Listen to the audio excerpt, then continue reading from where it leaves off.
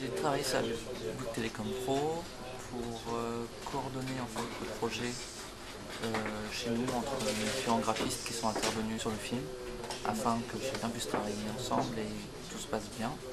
Et à la fois je suis aussi graphiste, donc j'ai aussi travaillé sur le film et participé au trucage sur le film. Alors le modèle, c'est donc des polygones qui sont faits à partir d'objets très simples comme simplement un cube qu'on va venir étendre ou réduire pour se rapprocher au final de chaque objet qui compose l'avion.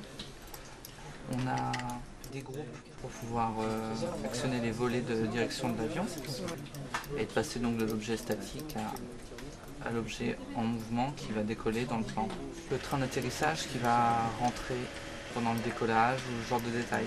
Une autre partie du logiciel a tout un volet de ce qui s'appelle de dynamique qui va permettre de gérer un grand nombre de particules de manière dynamique, c'est-à-dire avec le vent, avec la chaleur, des turbulences. Les réacteurs vont être actionnés, on va essayer de les dilater ou de les contracter suivant la puissance du réacteur pour rajouter en fait des petits détails qui ne se voient pas forcément mais qui se sentent et qui rajoutent au réalisme de la scène. Sur le tournage, en fait, on avait une forme sur une structure en métal qui permettait d'être déplacée. On va simplement remplacer le noir par notre avion. Donc tout l'avion va se remplacer assez facilement. Et une fois qu'on aura fini tout ça, on aura calculé toutes nos images. Il faudra les ramener dans le film, les intégrer en fait au film, pouvoir mixer les deux en rajoutant les bonnes teintes de lumière, de la fumée par exemple par-dessus, ou des effets de flou, ou de ce genre de choses.